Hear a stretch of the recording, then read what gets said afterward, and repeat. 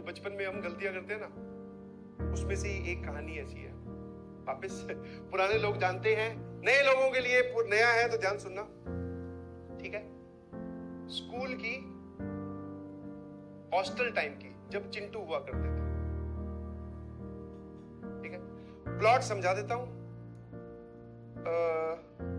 Class 3rd या 4th की बात है, आई डोंट एग्जैक्टली रिमेंबर, पता नहीं है, 4th या 3री क्लास की बात है। तो जो छोटे बच्चे होते हैं उनको हॉस्टल में एक पूरे वार्ड में एक साथ रखा जाता है। जब आप बड़े हो जाते हो, मतलब 8, 9, 9th 10th में चले जाते हो, तब आपको एक रूम में 3 लोग या 2 लोग, वो वाली सिचुएशन होती थी। तो हमारा क्या है, ऐसे वार्ड था पूरा, एक तरफ इस तरफ बेड लगे हुए थे बहुत सारे, और एक तरफ इस तरफ बेड लगे हुए थे, और कुछ बेड्स यहाँ पे लगे हुए थे, ठीक है। ये हॉल मेन एंट्रेंस का था, ध्यान सुनना। तो क्या हुआ,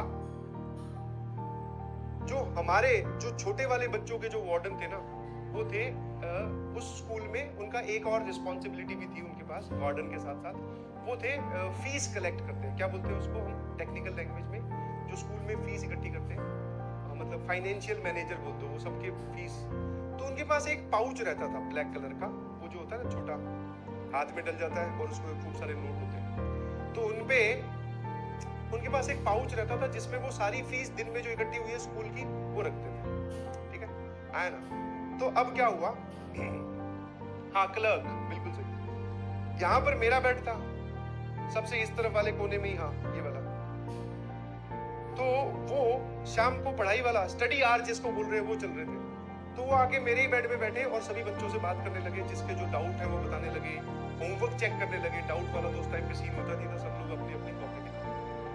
तो गुरुजी जो है वो इस तरफ मुंह करके बाकी सभी बच्चों को एड्रेस कर रहे थे, मेरा होमवर्क वगैरह चेक हो गया।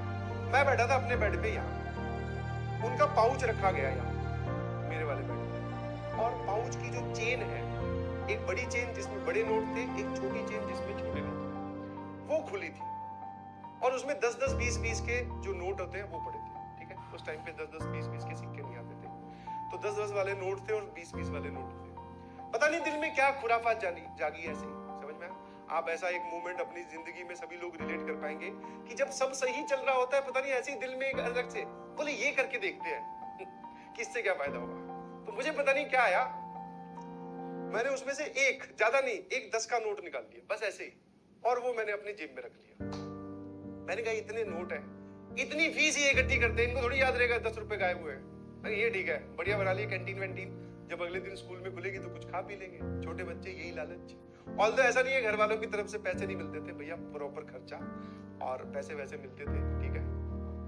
ऐसे ही मैं बोल रहा हूँ ना, खुरापाती ऐसा सबके साथ होता है, जब सही चल रहा होता है, अपने को कहीं मौका मिलता है, बोले ये करके देखते हैं, तो मैंने 10 का नोट निकाल लिया, ठीक है। तो वो यहाँ से चले गए, रात को सोने का वक्त हो गया, सो गए। सुबह बारी हुई, वापस उठे, वही ब्रश पीटी करो, फिर वापस से पढ़ने बैठो। तो जब पढ़ने बैठे तो यही सर हमारे वापस से क्लासरूम में भी आते थे। तो इन्होंने कॉमन अनाउंसमेंट की कि मेरे पर्स से पैसे निकले हैं, किसी को पता है क्या, ठीक है। और ये सुनते ही मैं जो है ना, मतलब अभी जैसे सफेद रंग का हूं, तो एकदम लाल रंग का हूं, ठीक है। मैंने कहा यार ये क्या हुआ, इनको पता कैसे चल गया कि मैंने निकाले, और निकले कैसे? मैं बड़ा ही कंजूस टाइप का आदमी, 10 रुपए के लिए ऐसे कर रहा है। फिर उसके बाद में सारी चीजें दिमाग के सामने घूमनी स्टार्ट हो गई। मैं कहा भैया अब पकड़े जाएंगे, वो पैसे भी अब तक खर्च नहीं हुए हैं, समझ में आया? हाँ, हथियार जो है वो अभी भी मेरे पास ही है, या तो मैं उसको खर्च कर दूं तो मैं बोल दूं मेरे पास तो नहीं है, तो अभी भी खर्च नहीं हुए पैसे।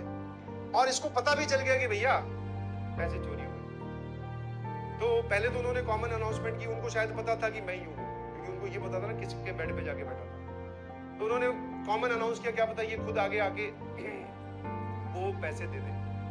तो मैं तब तक तो चुप रहा, पूरा दिन निकल गया, पूरा दिन घबराहट में निकला। हाँ, ना खाना खाया ना कुछ और, फुल परेशान, ठीक है। मैंने कहा यार 10 रुपए के चक्कर में अब इज्जत का फजीती तो होगी, घर वाले अलग मारेंगे, स्कूल वाले अलग मारेंगे, और बेइज्जती और होगी फालतू। उसके बाद में जब शाम की बारी, फिर से यही वापस सीन आया, वापस रात को पढ़ने का वक्त आया, तो इन्होंने फिर मुझे डराने का एक बढ़िया चीज बोला। क्या इन्होंने बोला? हाँ देखो सुनना जरा, ये इंटरेस्टिंग है।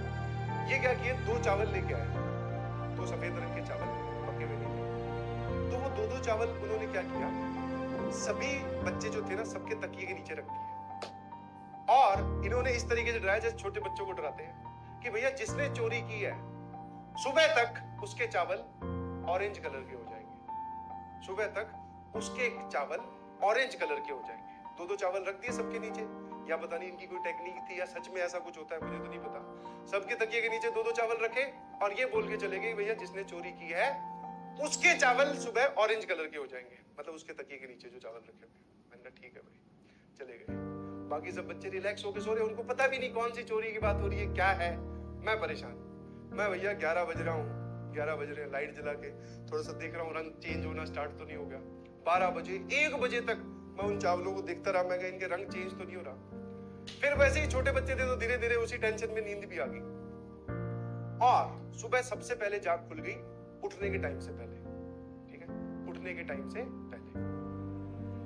फिर मैंने पहले चावल उठा के देखे, मैं कहा यार ये ऑरेंज तो नहीं हुए, ठीक है, बट मुझे ऐसा लगा कि अगर ये लास्ट मोमेंट पे ऑरेंज हो गए तो पकड़ा जाऊंगा, ठीक है।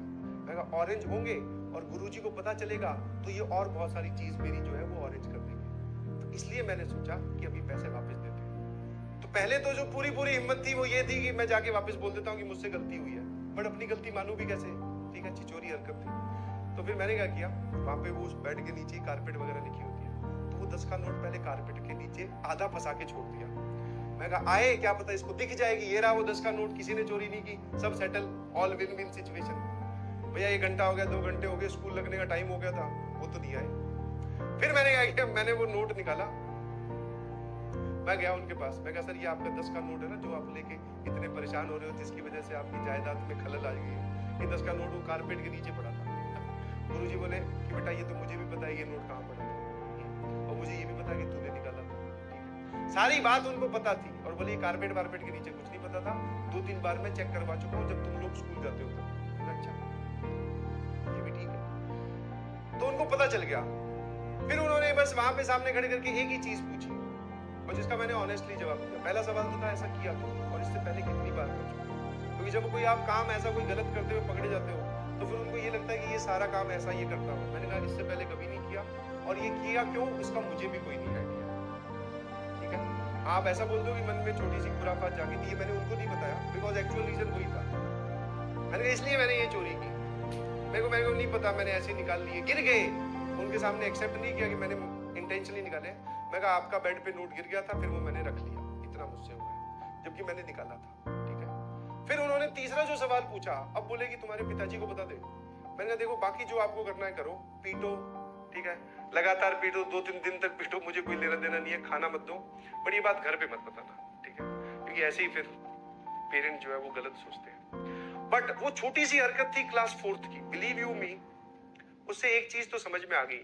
तो ये जो दिल में बेफालतू में जो तूफान जागते हैं ना कि ये ऐसा करके देखते हैं होता क्या, एक बार देखते हैं, तो वो कई बार आपको बहुत गलत सिचुएशन में फंसा देते हैं, समझ में आया। तो बस दोनों कान पकड़े, मैंने कहा किसी को मत बताओ, 10 के चाहे 20 ले लो, मेरे पास और पैसे पड़े हैं, उसमें से और 10 रुपए दे देता हूँ, बट हाँ ये चीज किसी को मत बताना। उन्होंने बोला बस ठीक है बेटा जाओ, तुम्हें तुम्हारा सबक मिल गया है। मैंने कहा हाँ सबक तो मिल गया है, कहीं कुछ और चीजें ना मिल जाए, इसलिए फिर मैं डर के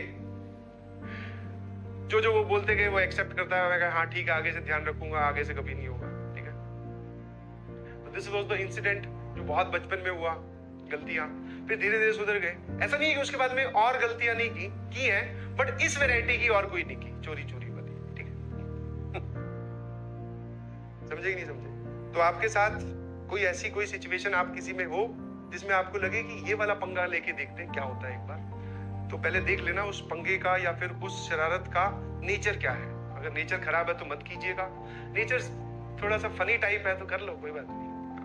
पहले कॉन्सिक्वेंसेस देख लेना भैया कि सिचुएशन कितनी बिगड़ सकती है, ठीक है। हाँ, और ये स्टोरी किसी को पता नहीं चलनी चाहिए, ठीक है। चलिए bye bye, thank you so much. एक लिख रहा है फेक है, कोई बात नहीं।